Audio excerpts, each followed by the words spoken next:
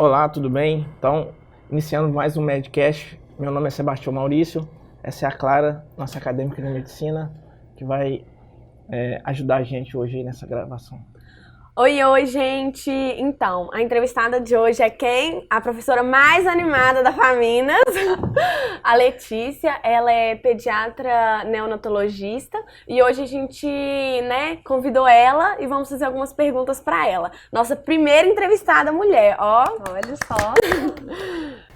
Então, o Medcast, a gente quer saber o dia a dia, os bastidores da medicina. Então, a primeira pergunta é sobre a sua escolha pela medicina. Quando que você teve algum momento da sua vida, na adolescência, ou você, não, é isso que eu quero para minha vida, e a especialidade também de pediatria, que é muito difícil. Polêmica, né? Então, eu acho que a escolha pela medicina foi assim, muito natural. Meu pai é médico, eu tenho muitos médicos na família, então eu já vivia a medicina assim, desde muito nova. Era assunto comum, né, nas reuniões. Então aquilo foi quase como um processo natural mesmo. Teve um momento que aí naquela questão de escolha, que eu cheguei a questionar, pensei em outras possibilidades, eu cheguei a passar para o direito no FJF, me inscrevi, teve um ano que eu falei, não aguento mais isso, vou fazer outra coisa. Mas pensei em fazer publicidade, comunicação, só que depois eu parei e falei, gente, eu não vou conseguir não ser médica. Eu acho que se eu fizer alguma outra coisa, aquilo vai me incomodar. Tinha algo assim dentro para isso. E aí eu entrei também na faculdade para fazer ginecologia e obstetrícia, porque era a profissão do meu pai, era que eu estava sempre acompanhando, então eu tinha isso em mente. Só que aí durante o curso eu fui conhecendo outras especialidades mais, e aí tem uma história que é engraçada, porque assim, eu tinha uma amiga e a gente ia fazendo sempre as coisas juntas, né? Uma vai ajudar a outra, as atividades extracurriculares, e aí ia ter monitoria de GO. Eu falei assim, cara, faz a prova comigo, vamos fazer e tal, monitoria é legal, a gente gosta. Aí ela foi e fez a monitoria comigo, nós passamos e fomos monitores. E aí depois, ela tinha um projeto também da Liga de Pediatria, e eles estavam precisando de mais gente para trabalhar, organizar os eventos. Falaram, então vem me ajudar também, você entra para a Liga e a gente já, une o que está agradável ao que é útil pra gente, né? E aí, no final das contas, eu virei presidente da Liga, pediatra, e ela hoje é ginecologista e obstetra. Então, assim, eu acho muito legal que a gente realmente trocou. Muito legal. Isso que você falou, que a medicina, ela acaba que chama a gente. Isso. Você vê que geralmente as pessoas assim que fazem medicina pensam assim, eu até fui para outras áreas, mas depois eu vi que não, a medicina era medicina mesmo. Parece que a medicina chama a gente, né? É uma coisa muito interessante. Sim, sim. Outra coisa que a gente queria saber, Letícia, é que, a fofoca na faculdade, a gente sabe a vida de todos os professores. Tudo, tá, Sebastião? Tudo. A gente queria te perguntar como que foi a sua gestação durante a faculdade. Como que foi lidar com tudo isso, até mesmo na residência. Como que você lidou com todo esse processo? Então, foi assim, claro, né, não planejado. Eu acho que exceção alguém planejar ter um filho durante a faculdade de medicina, que são 6 anos integral, né, e te exige muito.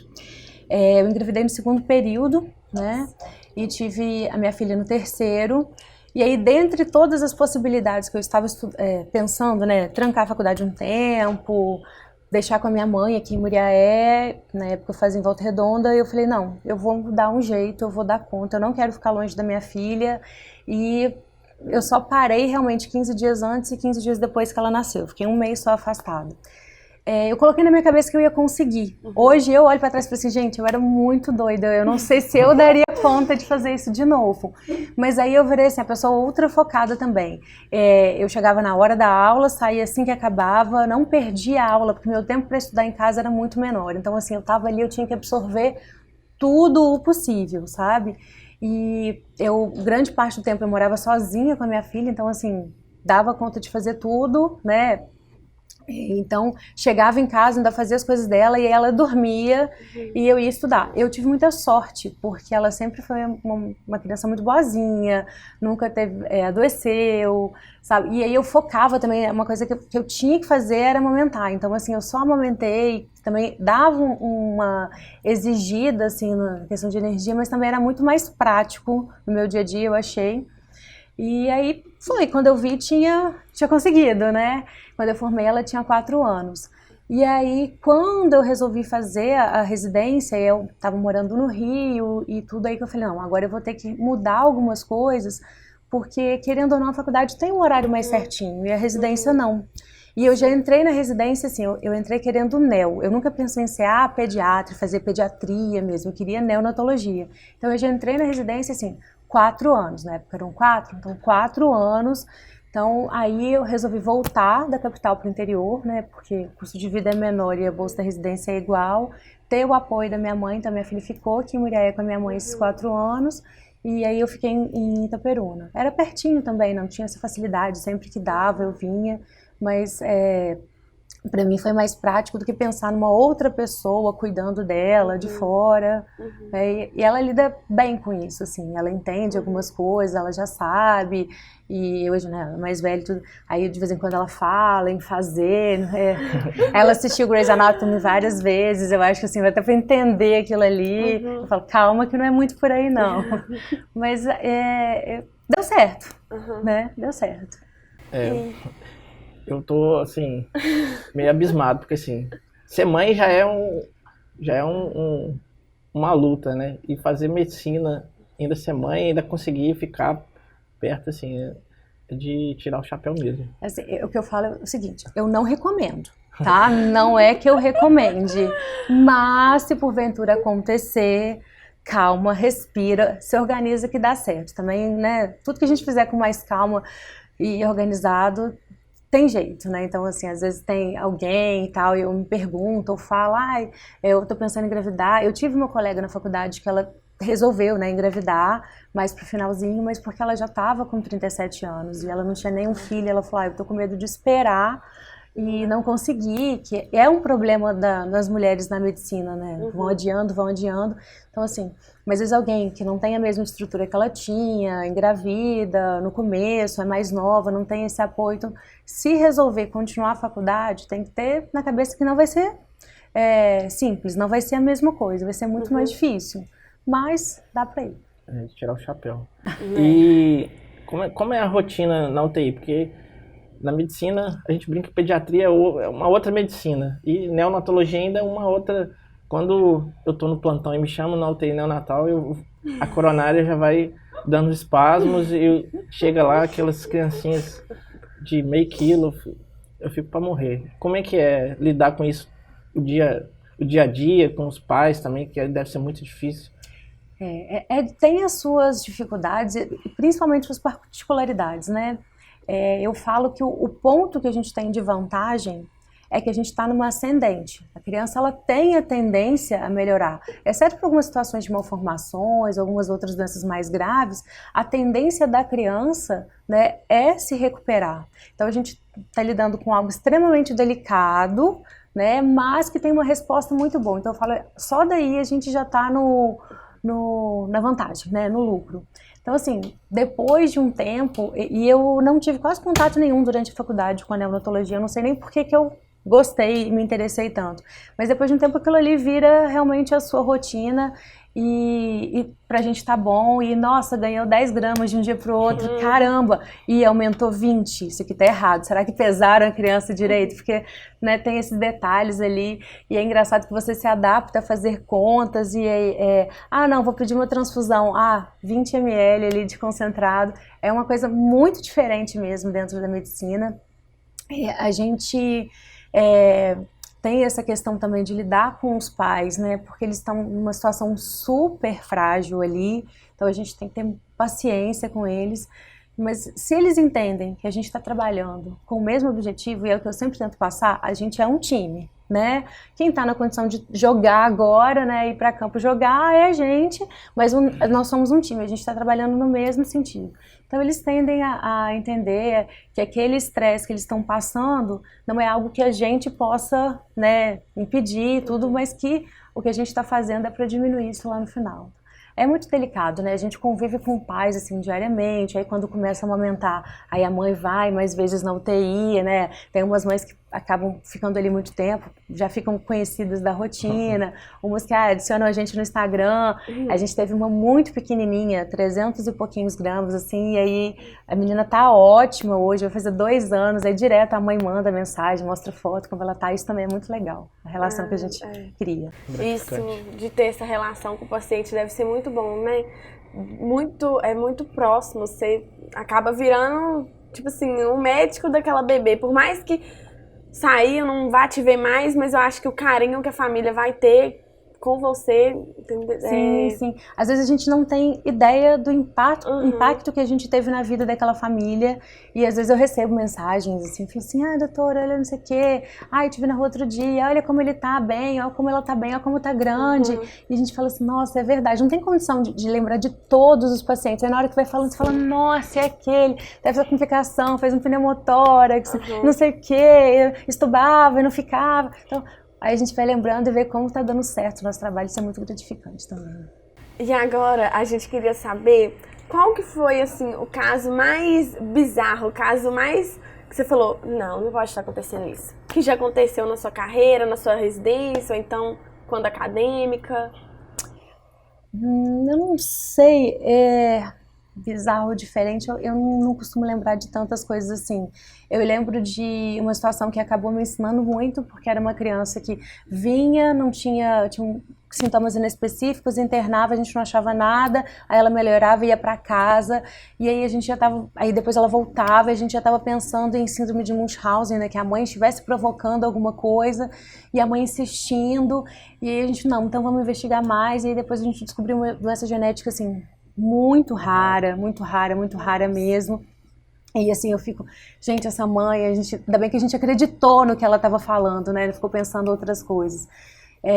Teve uma paracoxidoide-micose, que foi uma apresentação bem atípica também, mas acaba que, não sei, nesse sentido de diferença, não chegou nada a me impactar tanto para eu lembrar sempre, não. Entendi. E como eu falei, assim, a pediatria e a neonatologia é ainda mais diferente, né? Não é o dia a dia de nós médicos, então é uma especialidade bem peculiar. E quando essas crianças que chegam lá com 300, 500 gramas, quando eles evoluem, saem da UTI, vão para casa, assim, quais os cuidados que os pais têm que ter e assim, a rotina que eles devem ter em casa? Então, questão de cuidado, isso é até engraçado. Eu brinco que durante a pandemia ficou muito legal porque a gente pôde normalizar alguns cuidados com o recém-nascido que antigamente não se tinha. Que era restrição de visita, não ficar saindo com a criança para lugares sem necessidade, para lugares com muita gente, muito fechado, né? O sistema imunológico da criança está se formando ali e a gente não tem necessidade de expor tudo de início, principalmente prematuro, né? O prematuro, a depender, né, da intensidade dessa prematuridade, quanto ele, né, prematuro extremo, tudo, ele vai precisar do acompanhamento multidisciplinar, às vezes ele vai fazer uma dietinha um pouco diferente, né, às vezes a mãe, por ter ficado muito tempo sem amamentar enquanto a criança estava lá, porque ela, a criança, né, não tinha condição de sugar ainda, a gente tem um peso mínimo para a gente deixar uma idade mínima para deixar essa criança sugar. Então, às vezes a mãe não consegue fazer a relactação, aí vai suplementar com outra dieta e é uma fórmula diferente para prematuro, usa mais vitaminas, o acompanhamento é mais de perto. A gente tem que falar para a família também, que eles entendam que o crescimento daquela criança vai ser diferente, o desenvolvimento vai ser diferente, que tem idade cronológica, mas tem idade corrigida. Então, assim, é um cuidado ainda mais, mas os cuidados básicos são aqueles mesmo para todo mundo. Eu queria fazer um quadrinho, sabe, deixar assim, evite visitas, evite pegar a criança, evite dar beijinho no rosto, beijar na mão, porque são cuidados muito simples, mas que vão fazer a diferença ali. Você vê todo mundo que é um recém-nascido, quer pegar, ai, que mãozinha, não é para fazer isso. Os cuidados da pandemia. Exatamente, vamos levar isso daí pra frente. Quem tá no UTI neonatal vive uma pandemia... A bronquiolite, né? Eterna. A questão, eu sempre faço esse paralelo, a questão de assim, meu Deus, como eu vou tratar a Covid agora, a gente não sabe, e a pediatria vive isso com bronquiolite tem tanto tempo, porque não tem nada específico para você fazer, e aí tem aquela angústia, a criança ali com desconforto, vamos fazer aquilo, aí sai um estudo, mostra isso, daqui a pouco vem, não funciona. Nossa. Então é bem esse paralelo também. Nossa, e eu acho que tudo com criança mexe mais com a gente, Ai, não sei, eu acho que é mais triste a gente...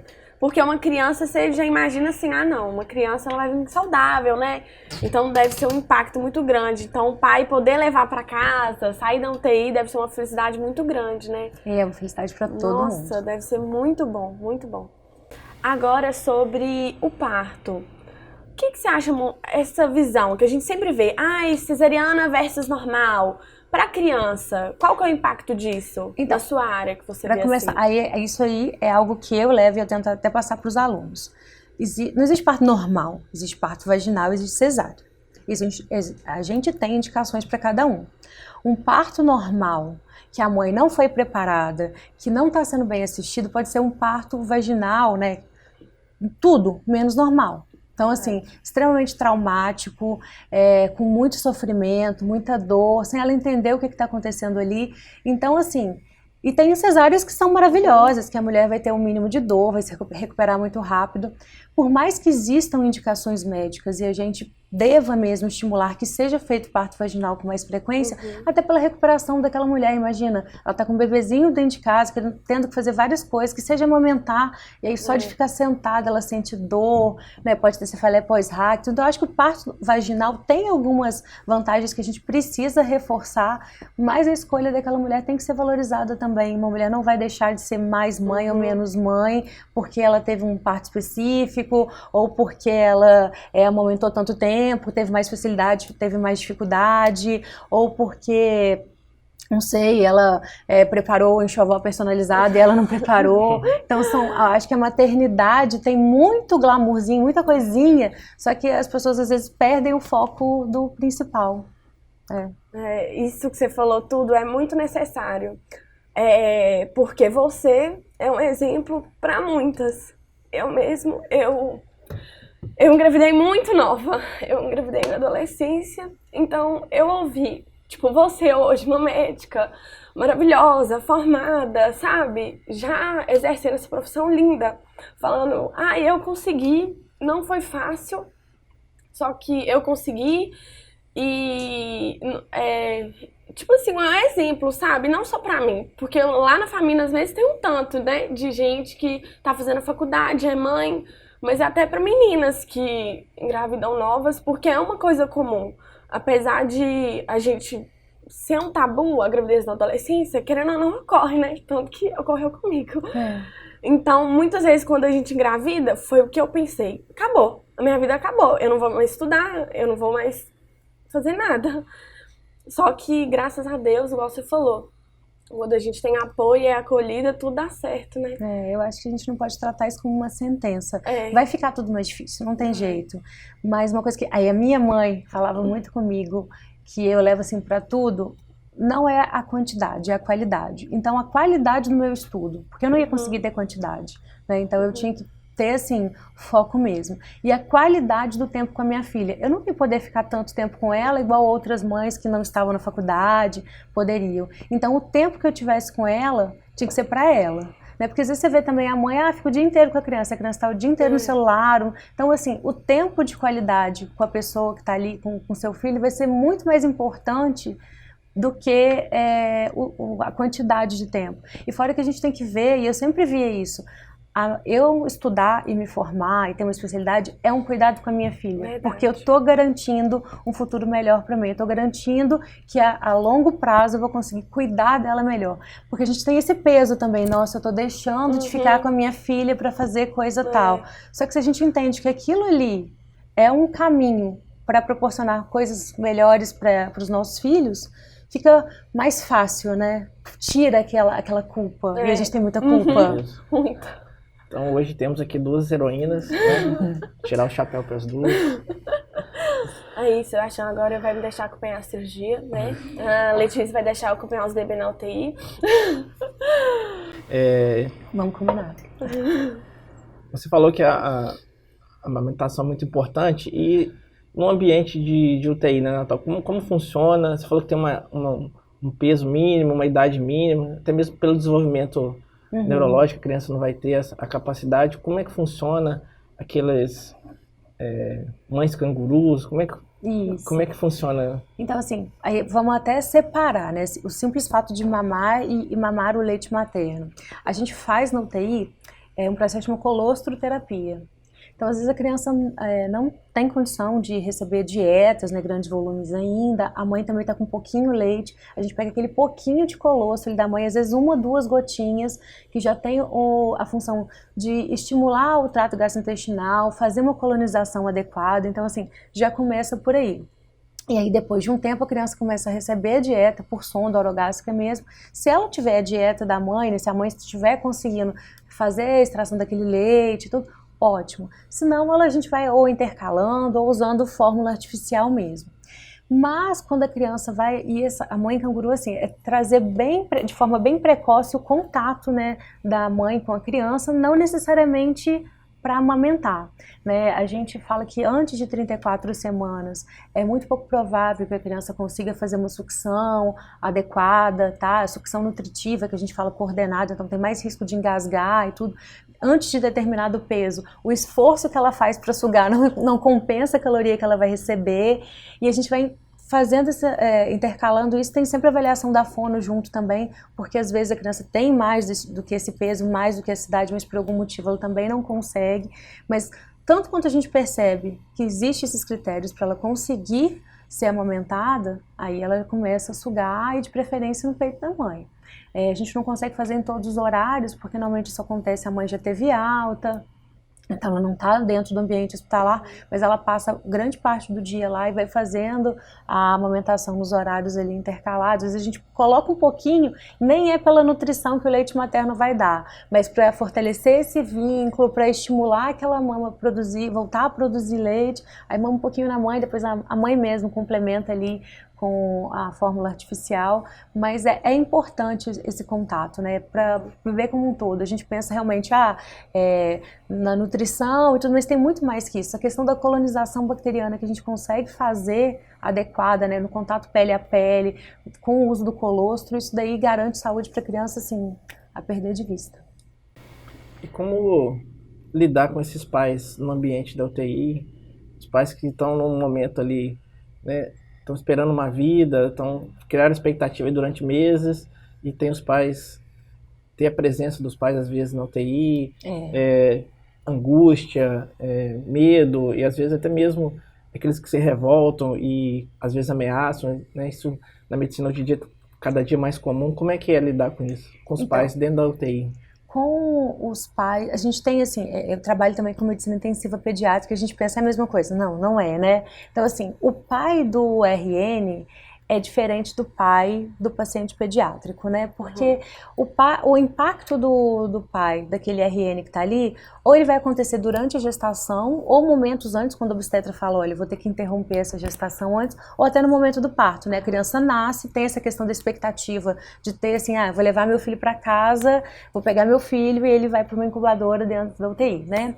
Então assim, o impacto ele acontece um pouquinho antes de chegar na UTI, mas ele acaba entendendo com mais facilidade o que aconteceu e a gente vai passando, então tende a ser um pai que está sofrendo, mas um pai mais tranquilo em relação a isso. Agora, quando a gente pega uma criança, principalmente quando é previamente rígida, e aí está fazendo assim, um trauma, né, caiu, machucou, sofreu um acidente, já é de uma forma, agora a gente pega às vezes uma pneumonia grave, derrame pleural, e aí são pais muito difíceis, só que a gente tem que ter essa paciência mesmo, não se deixar levar, porque realmente tem essa questão da agressão, de ameaça, né, mas entender que eles estão extremamente fragilizados e são leigos, eles não entendem o que está acontecendo, né, então assim, às vezes a gente fica chateado, tá cansado, repetir sempre a mesma coisa, mas eu sempre tento pensar que eu tô no lado privilegiado, porque eu sei o que está acontecendo, né, e eu posso fazer alguma coisa, e aquele pai, assim, ele pode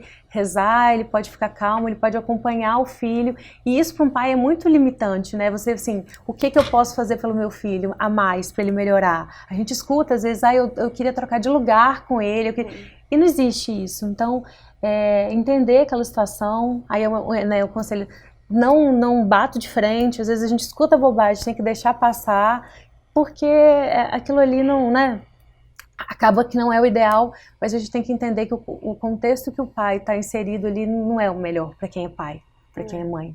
né? É bem o que a gente ouve desde o primeiro período, né? Empatia, colocar no lugar do paciente, que às vezes a gente como acadêmico ouve e fica tipo, gente, isso é básico, lógico que eu vou ter empatia. Mas e quando for uma situação assim, que o pai tá agressivo, você tá falando, ele mesmo assim não tá te ouvindo, então você tem que ter essa paciência, né? Essa empatia, saber. É claro que assim, existem algumas situações que são extremas, e aí se você se sente ameaçado, realmente, aí algumas atitudes precisam ser tomadas, né? Mas não é a nossa rotina, não. O rotina, no dia a dia, o corriqueiro, é um pai falar alguma coisa mais rude e tudo, mas depois ele vem, pede desculpa, fala que, né, tá muito nervoso com aquela situação do filho. E é verdade. Que bom que a gente nunca passou exatamente ali no lugar dele para saber, mas eu posso tentar imaginar que seja algo difícil mesmo. Que talvez eu também fosse sair do sério. Fosse sair do eixo. Exato. E agora, um caso, tem algum caso mais marcante, um caso mais, assim, que mexe com você ainda, um caso triste? Na verdade, alguns casos tristes, mas 2 pacientes que eu me afeiçoei logo no começo e acabou que por motivos diferentes, eles vieram a falecer e aquilo mexeu muito com a gente, assim, de ver a limitação às vezes de você fazer o melhor e isso não ser suficiente, né? Uma tinha leucemia e outra tinha anemia falciforme. Mas o que mexe comigo muito hoje ainda, assim, sempre, que é o que eu mais gosto de fazer, é a sala de parto. A sala de parto é um negócio que, assim, se eu pudesse escolher o meu preferido, ou se eu escolher, o que você vai fazer, assim, só? E essa é a sala de parto. Porque é muito maravilhoso você estar ali naquele marco zero, né? Porque se tá tudo bem, você vai lá, pega a criança, põe junto com a família, tira foto, faz brincadeira, menina a gente faz moicano quando tem cabelo, aí menina a gente improvisa um lacinho e tal. É um momento de muita alegria, de muita felicidade. Por outro lado, quando a criança não nasce bem, e ela não chora, né? O negócio é chorar. Chorar é o marcador, né? E aí, e você pegar aquela criança que não está fazendo a transição legal e ajustar tudo e compensar, e a criança chorar, e a criança voltar para a família, aquilo ali é um negócio que chega assim a arrepiar, sabe? É diferente. E eu tenho uma amiga que fez os 4 anos de residência comigo e a gente brincava que a gente pensa muito parecido com isso. E aí no final, assim, da residência, falei, vou fazer uma coisa pra gente deixar marcado. E aí a gente fez uma camiseta que, tipo, eu faço o bebê chorar. Porque, assim, não é no sentido, né, é uma piadinha, mas assim, o bebê nasceu, não chorou, a gente vai levar ele ali pra unidade de calor, vai fazer, e ele vai chorar. É o nosso, assim, objetivo, e é o que a gente mais gosta de fazer. Então, assim, isso pra mim ainda é o que me emociona, e eu acho que vai ser o que vai me emocionar mais pra sempre. Agora, uma última pergunta, como que eu acho que todo mundo que tá fazendo medicina pensa isso, como que você vai aprender a lidar com a morte, com a perda de um paciente? Como que a gente aprende isso? Como que é? Eu acho que é só vivendo e perdendo mesmo, porque é um negócio que é difícil, a gente tem algumas... Não tá no livro, né? Não tá no livro. A gente tem algumas formas, assim, de lidar, mas não tem uma fórmula certa para você seguir. E eu acho que é só vivendo mesmo e você entender que você pode ser o médico mais preparado de todos e ainda assim você não vai conseguir ser o suficiente, né, para impedir aquela morte. Por outro lado, ter segurança no que você está fazendo e ter segurança que tudo foi feito dentro do possível para salvar aquele paciente te dá conforto também, porque você sabe que foi realmente inevitável, não foi uma falha sua, né? E assim, não tem jeito, sabe? Cada família vai reagir de uma forma, tem família que grita, chora, passa mal, tem de tristeza, tem família que grita com você e te ameaça, tem família que não acredita, e a gente tem que estar ali do lado e também entender o processo dele, né? O que ele vai precisar da gente, mas não tem uma fórmula mágica, não tem. Não tem. Só vivendo mesmo. Só. Então, a gente está chegando ao fim de mais um Medcast, aí a gente pede para todo convidado deixar algum recado para os estudantes, para o público que assiste e para a população de uma maneira geral, alguma informação para eles. Informação? Deixa eu ver. Entender, para ir mais até para os acadêmicos, que uma criança não é um adulto minimizado, né? A criança é um adulto em formação, tá se processando aquilo ali. Então, tudo que acontece na infância vai ter influência lá. Então, é por isso que a gente fala tanto de não deixar desde cedo na tela, não substituir a interação social com tela, né? A capacidade daquela pessoa se relacionar com o mundo, desenvolver habilidades de fala como fala?